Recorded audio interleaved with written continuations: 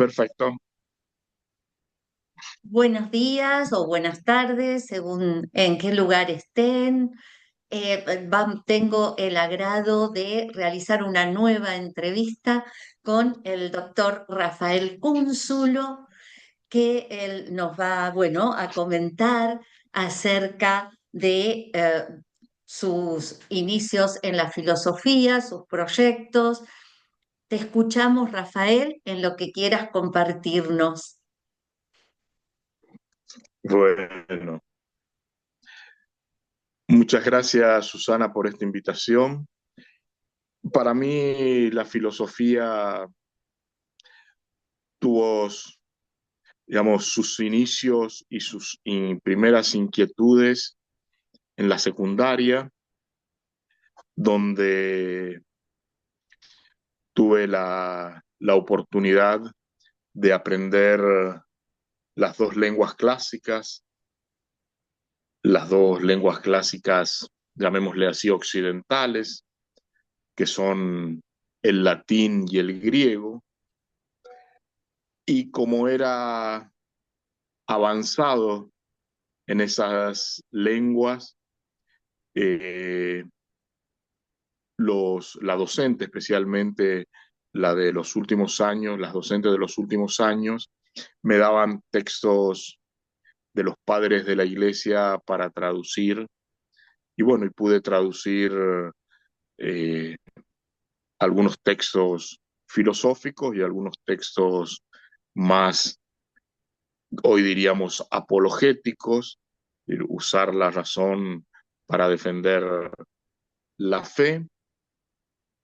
Y de hecho, cuando terminé mi bachillerato humanista, me inscribí en la Facultad de Filosofía de San Juan, que es donde nací, y, y bueno, pero también al mismo tiempo surgió en mí el deseo de ser sacerdote y comencé mis estudios eclesiásticos, con lo cual tuve 3 años de filosofía y después, antes de terminar mis estudios eclesiásticos, pedí a mis superiores que me dejaran terminar la licenciatura en filosofía y eso me fue concedido y luego de mi ordenación me, me concedieron también la posibilidad de estudiar en Europa y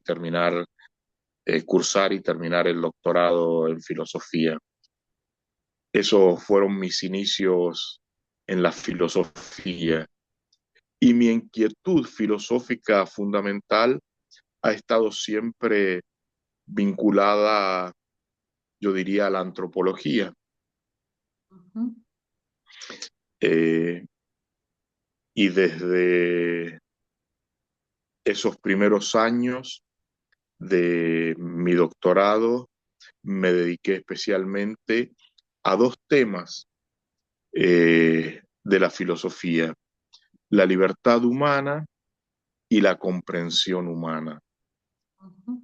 Y el tema de la comprensión me derivó hacia la hermenéutica, en primera instancia hacia la hermenéutica gadameriana, y ya avanzando en el tiempo me derivó hacia una hermenéutica más latinoamericana, que es la hermenéutica analógica de Mauricio Beuchot. Ujú. Y por el lado de la antropología y de la libertad, fui derivando desde los clásicos a los medievales, y desde los medievales terminé, eh, no, digamos, fui avanzando hacia el pensamiento de, de Hannah Arendt, porque, bueno, una de las grandes intuiciones que a mí me parece haber encontrado en ella es que las dictaduras se sobre todo en los orígenes del totalitarismo, se expresan como una renuncia a la propia libertad para someterla a a la, mm, someterla a la autoridad de turno.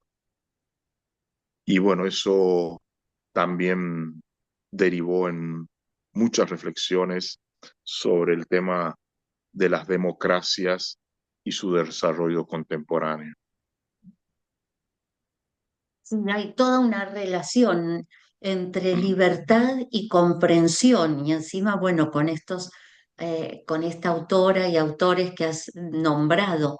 ¿Y cuál sería tu Ujú, postura en relación con ellas, con estos conceptos y con estas actitudes? Porque obviamente de esos conceptos devienen actitudes, ¿no? Como recién decías muy bien en relación con la obra de Haren sobre los orígenes ujú. del totalitarismo.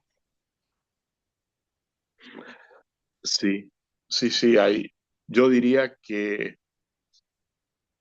mi postura está y mi actitud está muy vinculada al diálogo. Creo que eh,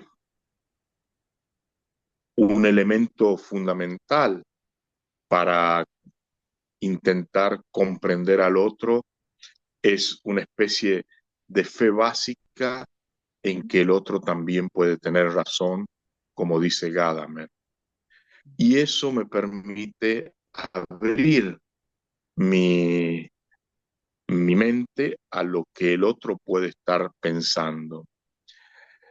Pero para eso necesito un elemento fundamental y ahí entra lo analógico de Beuchot, porque si bien hay verdad, la verdad es analógica, se acerca más y menos según en cada persona y según también cada situación.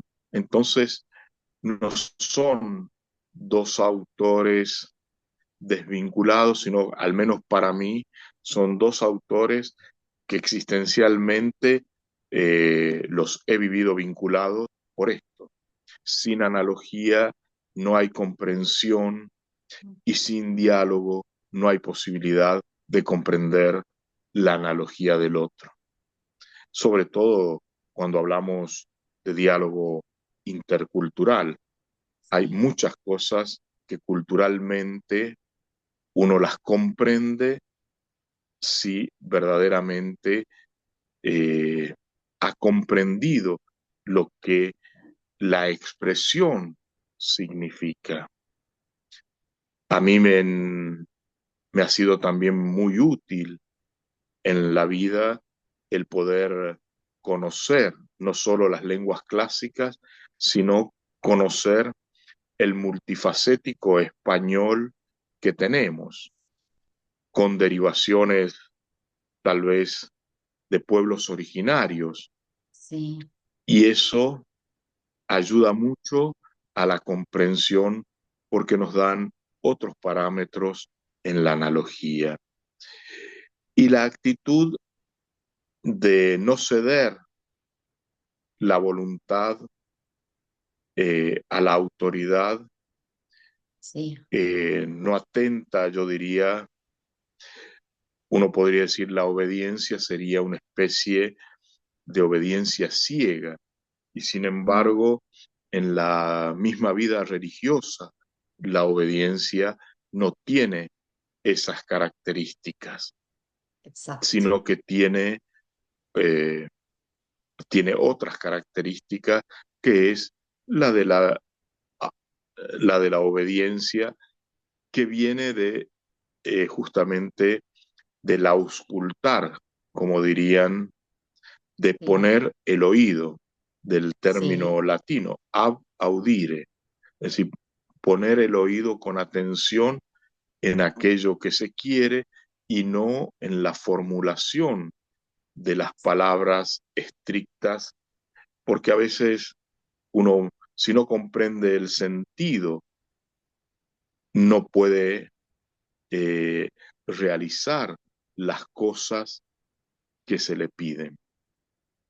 En mi vida se me pidieron muchas cosas y yo las pude realizar porque creo haber puesto el oído y haber comprendido lo que mis superiores en su momento me pedían.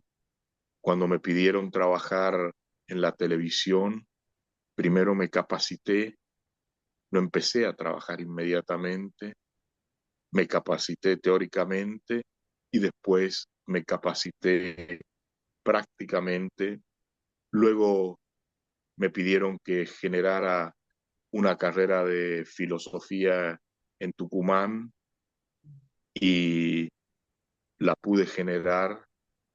Allí la capacitación creo que ya la tenía porque llevaba más de 20 años en la filosofía, pero no conocía el ambiente de Tucumán y ahí sí, guiado por algunos profesores amigos, pude contactar y yo creo lograr una muy buena carrera de filosofía que lamentablemente hoy está discontinuada por la falta de alumnos. Pero digo, obedecer poniendo el oído en lo que yo creo que es no solo lo que el superior quiere, sino también en lo que, en el caso religioso, en lo que Dios quiere. Eso me parece que es fundamental y es fundamental también para el, el gobierno de las personas. El escuchar al otro Sí. es de alguna manera escuchar no solo al otro, sino lo que en el otro Dios puede expresar. Eso para mí ha sido magnífico. No contra, como digo, sin dejar de tener presente que la obediencia ciega es una obediencia que puede destruir el mundo. Sí. Sí, bueno, un poco, ¿no? Es lo que está pasando en el mundo tiene que ver no solo, bueno, con los intereses de ciertos espacios o de ciertas naciones o de ciertos grupos, sino también con esa aparente o instaurada obediencia ciega, ¿no? Y que no hemos podido o no hemos sabido instaurar esa escucha a sí mismo, esa escucha a los otros para gestar un diálogo de comprensión, Ujú, ¿no? Para que se geste la convivencia. Es tremendo, sí, sí, ujú. estoy de acuerdo. Y en esto que estabas Sí. diciendo, Rafael, en cuanto a la carrera, es muy triste que sea algo discontinua por falta de estudiantes. ¿Y pudieron hacer un estudio de eso? Eh, lamentablemente yo lo hubiera intentado, pero como estoy un poco desafectado de la parte de la organización de la universidad, no tengo los medios para hacer los diagnósticos. Pero bueno, Sí. tengo una esperanza. En, en octubre de este año me eligieron como docente de humanidades para el Consejo Superior, es decir, que Mm, acabo de reingresar a la organización bien, de la gestión, por decirlo así, y espero desde allí poder, desde el Consejo Superior, poder instar a, a un modo distinto, no una carrera al estilo clásico de sí. Ah, años y materias y años, sino al sí, estilo como ahora lo permite la nueva ley, no sé si es ley, pero que los cursos tengan créditos. Entonces, claro. hacer cursos con créditos que puedan servir para profesionales, para títulos de posgrado y que puedan servir para los de grado para, llegado a determinada cantidad de créditos, obtener la licenciatura. Entonces, a lo mejor se pueden hacer 3, 4 cursos por año y Bien, esos 4 cursos tienen determinados créditos. Eh, ya digamos, es lo que estamos pensando con, con un grupo de la universidad para poder hacer este sistema de créditos que, que ya lo habíamos hecho en los primeros años de filosofía, que era filosofías para profesionales, allá en los años mm, principio de los fines de los 90, principio de los 2000, ujú, y hacíamos, pero claro, esos cursos luego no tenían ninguna aprobación, es decir, se aprobaban sí, pero no tenían ninguna cualificación para los ministerios y bueno, tratar de buscar cursos con créditos que puedan dar acreditación para la docencia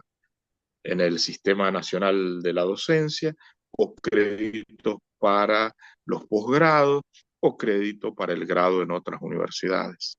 Es decir, no hacer toda una carrera que implica muchos docentes, que implica, sí, sino hacer, dar créditos de filosofía y con materias no convencionales. No tengo bien, por qué hacer sí o sí epistemología, no sé. Por ahí uno puede decir, bueno, voy a hacer ética, pero puedo decir, voy a dar un curso sobre la responsabilidad por el otro en sí, Levinas. Y eso es un curso y eso es un crédito.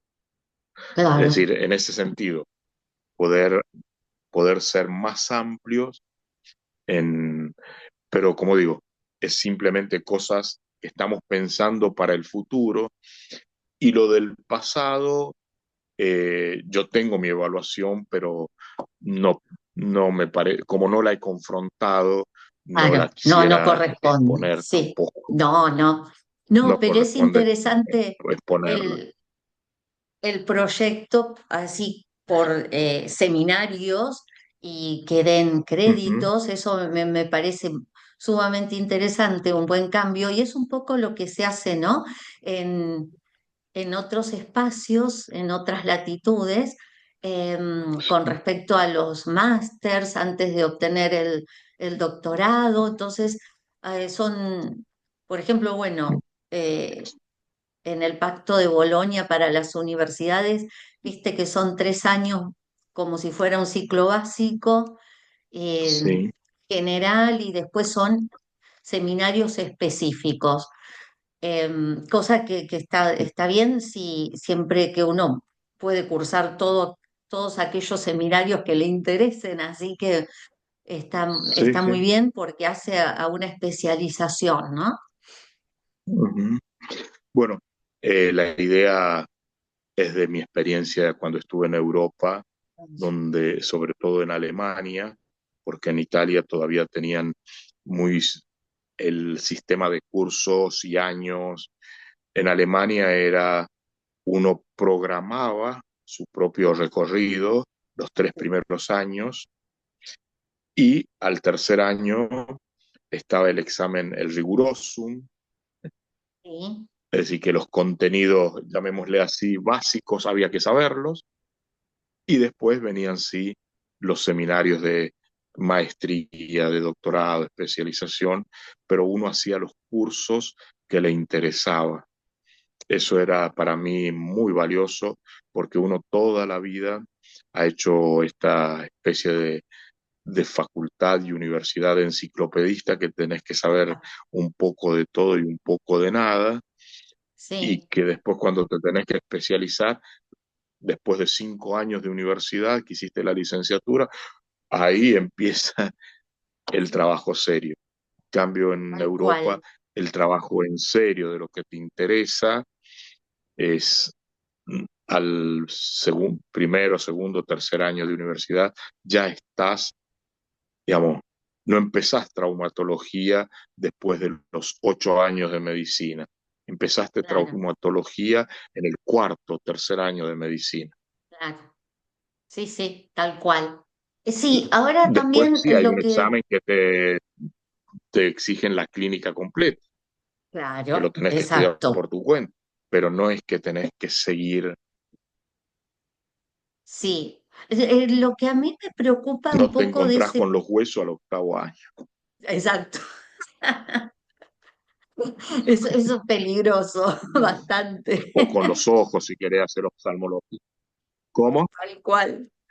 No, lo que a mí me Sí. preocupa un poco de esa planificación, y que lo veo no en todos los casos, sino en algunas situaciones particulares, por ejemplo, ¿no? En relación con la filosofía medieval y con todos los prejuicios que ya sabemos que hay en torno a ella, aunque Ujú, últimamente eso se está revirtiendo bastante, afortunadamente, ujú, pero también lo que me aterra es que a veces, me asusta más que aterra, ¿no? Un poco, es que a veces yo he leído algunas tesis doctorales o de maestría, donde para algunas problemáticas, para algunos temas, se salta, como pedía Hegel con las botas de 7 leguas, el periodo medieval, ¿no? Cuando esos temas que habían sido tratados en la antigüedad y que habían sido eh,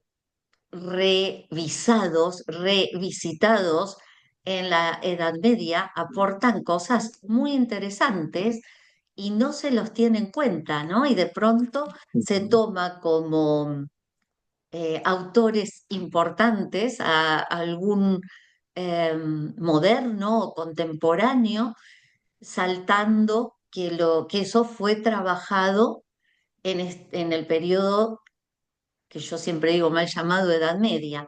Entonces, ¿cómo se puede Ujú. intentar que eso no pase, ¿no? O sea, que se revisen Claro. estas visiones. Para mí el medioevo tiene dos grandes periodos. La primera parte del medioevo es importantísima la hermenéutica, Sí, que yo la denomino como la época del Alexio. Se sí, leía y se comentaba a los autores antiguos, desde los filósofos griegos, árabes, judíos, eh, los filósofos o los padres de la iglesia, sí, pero en el siglo XIII o un sí, poquitito antes incluso, se da un salto de este modo pedagógico eh, de enseñar o de interpretar, a enseñar a interpretar los textos a la cuestión, a las sí. cuestiones. Y las cuestiones tienen un valor importantísimo. Sí. Eh, Uno de esos valores está puesto en el esquema de la cuestión. ¿Qué es lo primero que se escucha? Lo primero que se escucha en la cuestión es lo que dicen los otros. Exacto. Uno los pone como objeciones y a lo mejor suena feo, pero en el fondo lo primero que hay que escuchar es al otro. Sí, Luego desarrollar el propio pensamiento, que vendría a ser lo que eh, se ha denominado cuerpo del artículo o cuerpo de la cuestión, y finalmente, bueno, falta el argumento de autoridad que está antes de la respuesta, y finalmente se toma el trabajo de responder en diálogo eh, lo que sería una objeción o las ujú. palabras de alguien. No se saltaba, es decir, no No, es como nosotros que está hablando a alguien y nosotros ya estamos eh, pensando y tirándole la respuesta. Se escuchaba, se escuchaba también al, algún filósofo importante que había dicho algo sobre el tema, se elaboraba recién la propia respuesta y finalmente se respondía. Si hiciéramos eso hoy, tendríamos Sí, una sociedad muy distinta. A mí los muy, programas, eh, estos de que llaman a de un grupo y de otro y que se pelean y que se hablan encima, me parece lo más antihumano que tenemos. sí. Eh, no tienen ni la disciplina ni la profundidad porque no desarrollan su propio pensamiento, sino respuestas oportunistas para el momento. Creo que no solo volver a algunas teorías medievales que ya han sido muy bien desarrolladas, sino también a este método tan Sí. respetuoso del diálogo que tenían los medievales.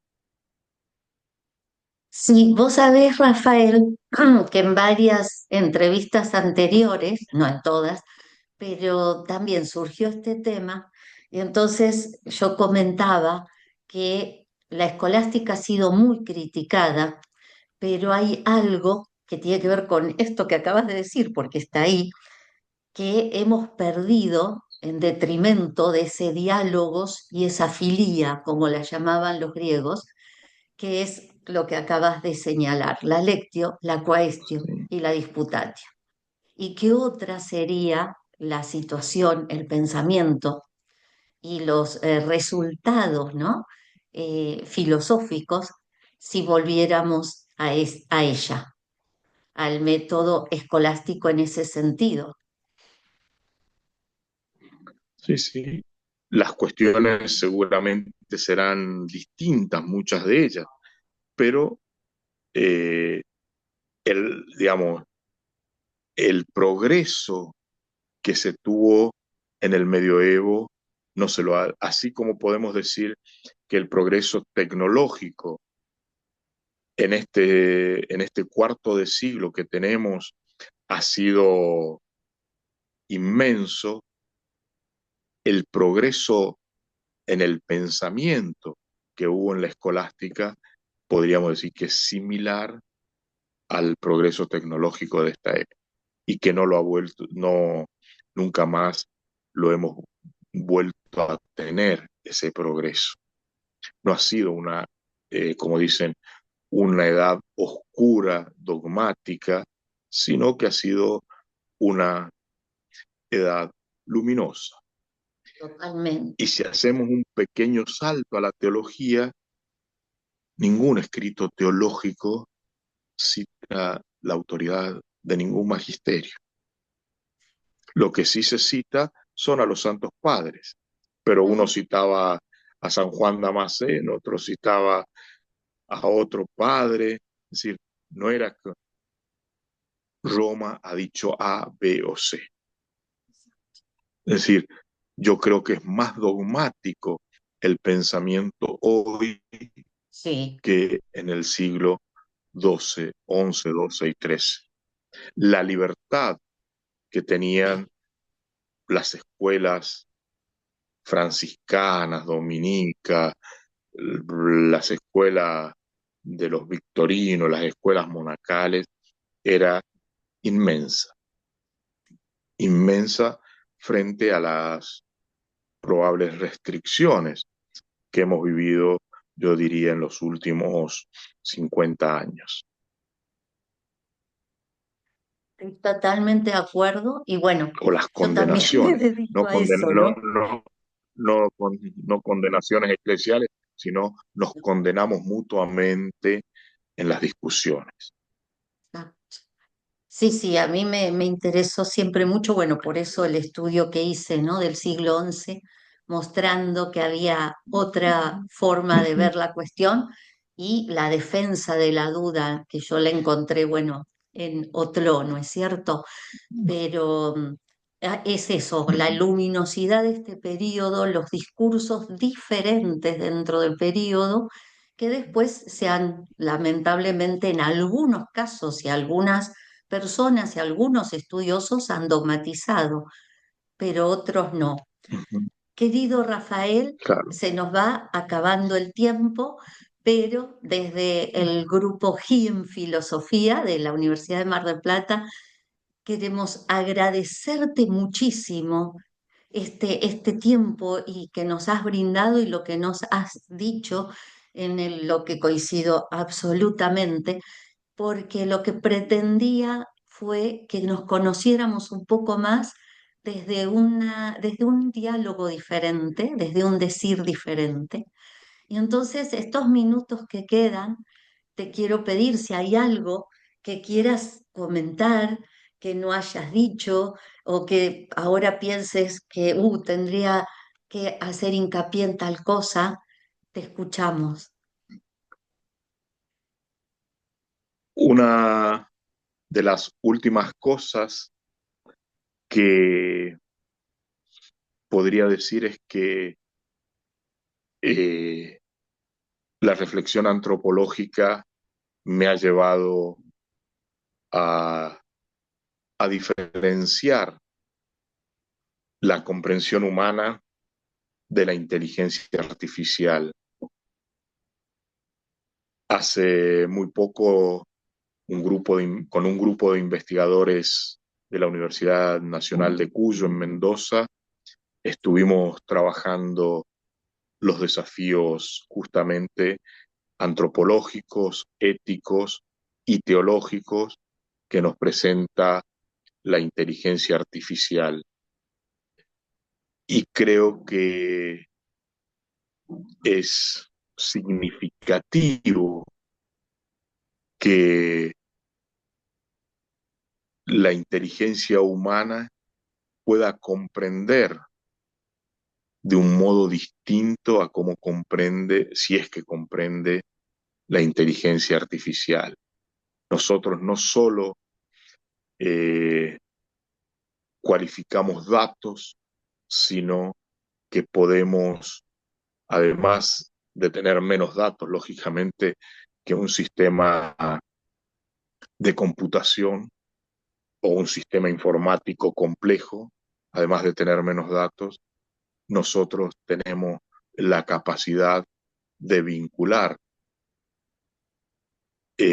experiencias, conceptos, tenemos una riqueza en la comprensión que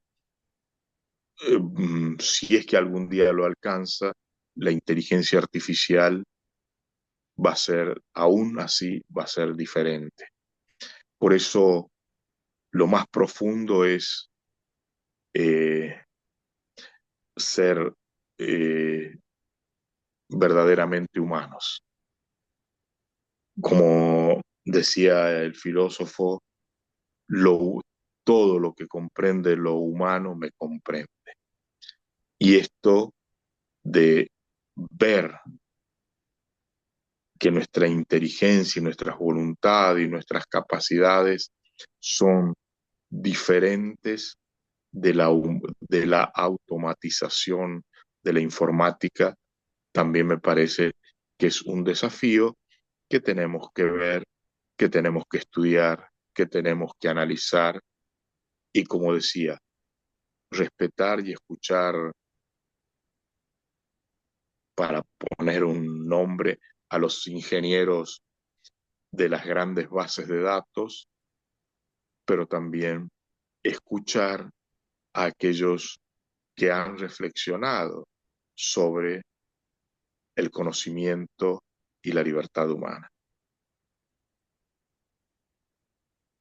Gracias, Y mil gracias, muchas Rafael, gracias, Susana, por este espacio. por, por escucharte. Fue realmente un placer y también me gustaría invitarte a compartir los resultados de estos trabajos, de estas investigaciones.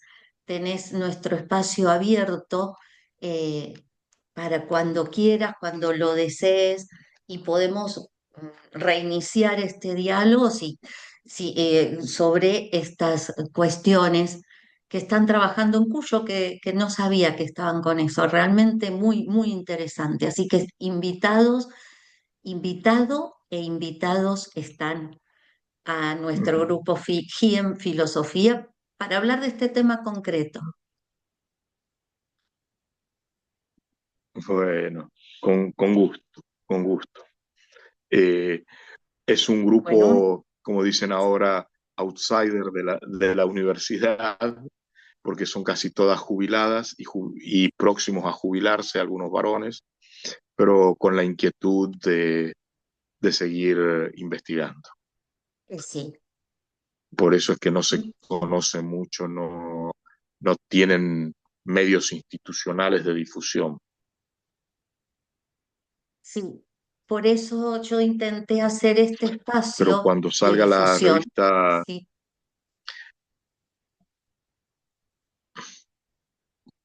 sí, Susana, no te estoy escuchando, perdón, No, no, no, que te decía se que me perdió el justamente audio. por eso me interesó gestar este espacio de difusión. Y entonces vos me decías, cuando salga la revista, eh, a ver si podemos difundirla en forma conjunta. Sí, sí, sí. Creo que la revista se llama Estudio Filosófico, creo, no es la nuestra, sino la de Cuyo, Claro, o Anales de Filosofía, algo así se llama la revista de la Universidad de Cuyo. sí, Ya el artículo lo envié hace 3 meses, no sé cuándo aparecerá, pero cuando aparezca le daremos difusión. perfecto. Sí, sí, para también nuestros cuadernos medievales del grupo GIEM. Mil gracias, querido Rafael. Ujú. Un abrazo Muchas gigante, gracias. gigante. Muchas, muchas gracias de corazón.